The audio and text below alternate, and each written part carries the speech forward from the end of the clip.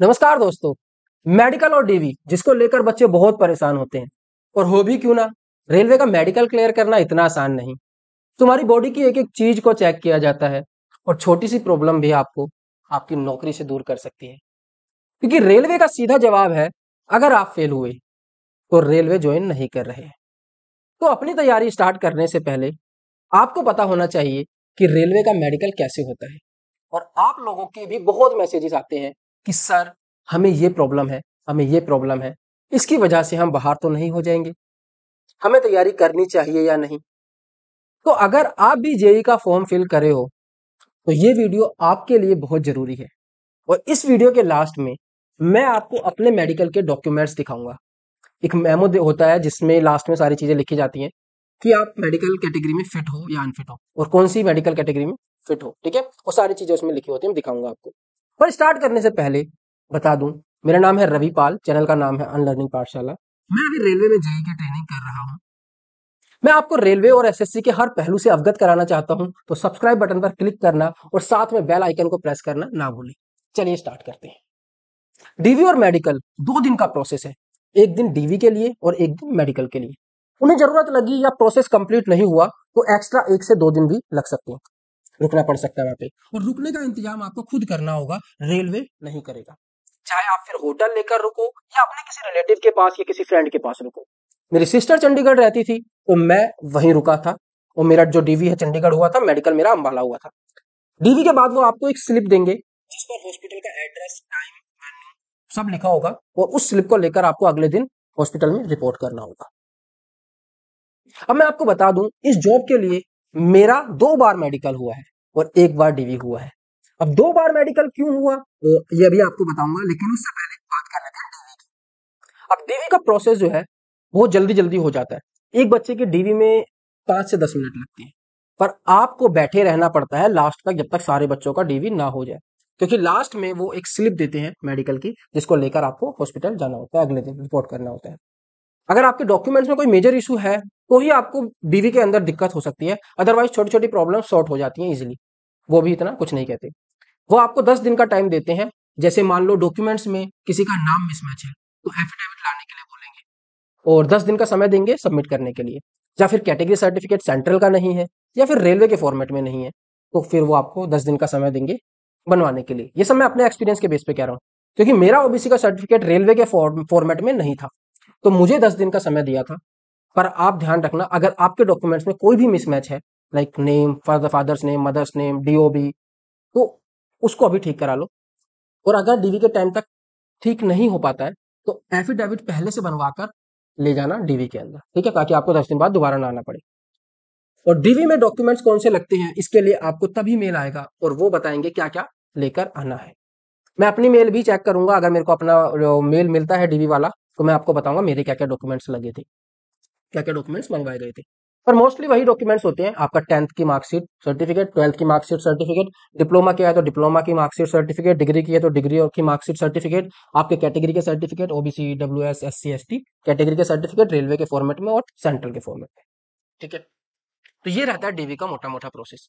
Main जो होती है प्रॉब्लम वो आती है मेडिकल में, क्योंकि सीधा कहती है रेलवे कि अगर आप मेडिकल में फेल हो तो आप रेलवे ज्वाइन नहीं कर रहे हो।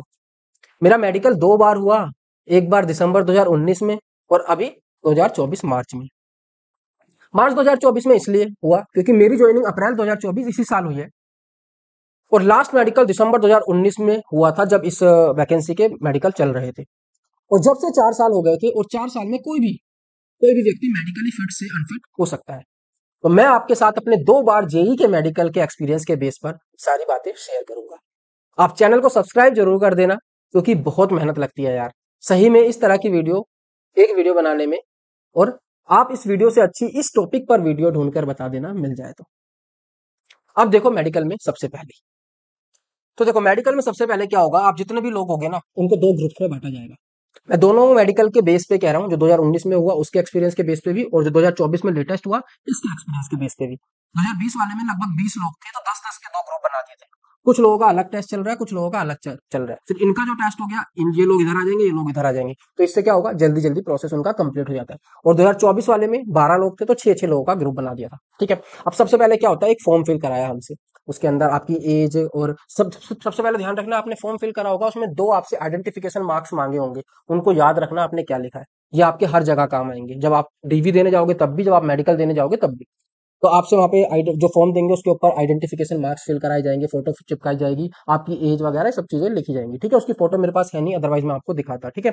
अब उसके अंदर क्या होगा, जो बच्चे 30+ एज के हैं, जिनकी 30 से ज्यादा उम्र होगी, और आप में से अगर आप एग्जाम निकाल के आ रहे हो तो मुझे नहीं लगता कोई 30+ होगा, फिर जो 30+ के एज के हैं उनका शुगर का टेस्ट होता है, यूरिन का टेस्ट होता है, और जो नहीं है उनका नहीं होता। 2019 के टाइम पर कोई 30 का नहीं था तो किसी का हुआ नहीं था, लेकिन इस बार जो 2024 का जो मेडिकल हुआ इसमें कई बच्चे 30 की एज को कूद चुके थे, तो उनका मेडिकल में शुगर टेस्ट भी हुआ और यूरिन टेस्ट भी हुआ। शुगर टेस्ट के लिए वो एक छोटी सी पिन चुभाएंगे आपके हाथ में, हल्का सा ब्लड लेंगे, उससे शुगर पता चल जाएगा, ठीक है। और यूरिन टेस्ट के लिए वो आपको एक डिब्बी देंगे, और उस डिब्बी के अंदर आपको टॉयलेट में जाके उसमें थोड़ा सा वो आप इकट्ठा करके उनको अपना सैंपल दे सकते हैं। इस तरह से आपका यूरिन टेस्ट और जो है आपका ब्लड टेस्ट हो जाएगा। फिर उसके बाद आपका चेक होगा क्या, बीपी और हार्ट बीट।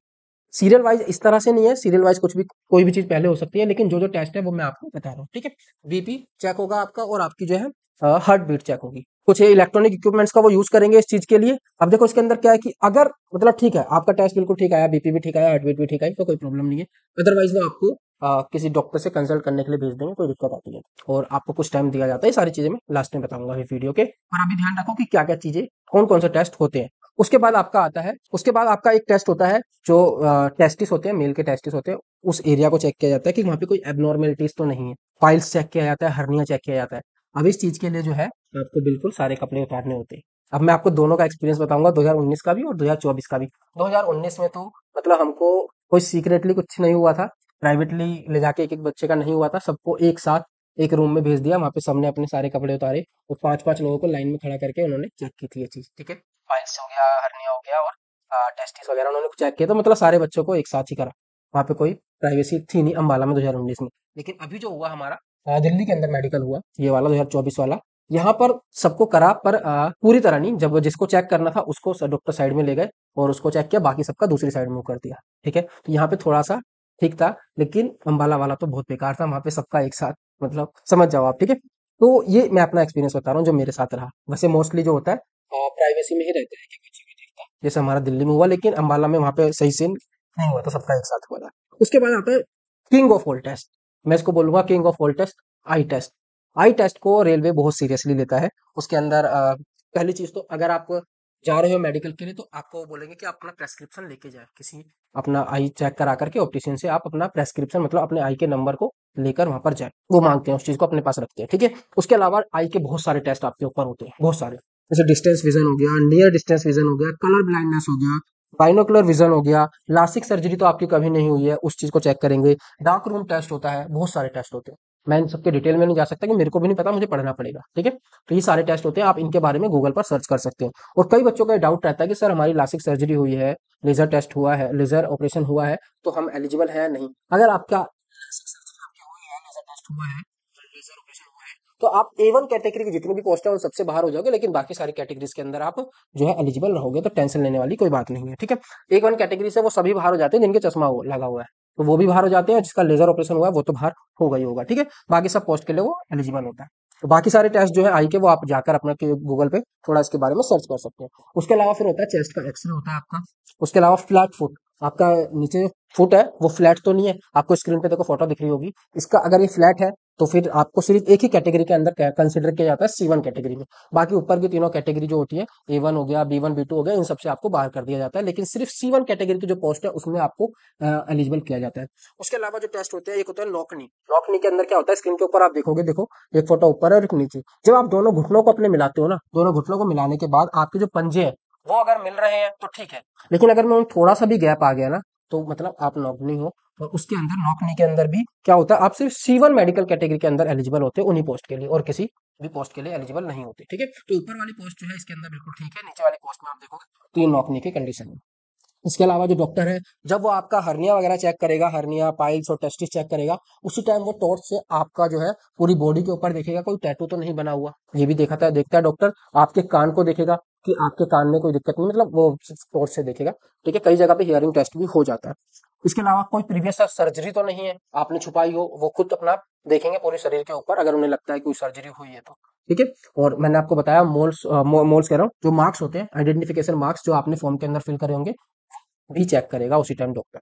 तो लगभग लगभग ये सारे टेस्ट जो है आपके वहाँ पे कंडक्ट होंगे, सुबह से लेकर के शाम तक ये प्रोसेस चलता है। ठीक है। तो मोस्टली जो होता है स्टाफ जो होता है सपोर्टिव होता है, कहीं कहीं पे जो होता है थोड़ा सा इग्नोरेंट हो जाता, मतलब इग्नोरेंट स्टाफ होता है, ठीक से हेल्प नहीं करता, लेकिन ज्यादातर जो है सपोर्टिव सपोर्टिव स्टाफ होता है, तो छोटी मोटी चीजें मैनेज हो जाती है। आई होप आपको सारी चीजें क्लियर हुई होंगी कि कौन कौन से हमारे टेस्ट होते हैं। अब इसके बाद क्या होता है कि मान लो कि सारे टेस्ट होने के बाद वो आपसे साइन कराएंगे, चाहे आप मेडिकली फिट हो या अनफिट हो, दोनों केस में आपसे साइन कराए जाते हैं, आपके कंसर्न फॉर्म के ऊपर साइन कराए जाएंगे। ठीक है। अगर आप फेल हो तो दो ही कंडीशन हो सकती है। ठीक है। पहली चीज तो जो अगर आप फेल हो जाते हो तो उसके अलावा फिर कोई चारा नहीं है।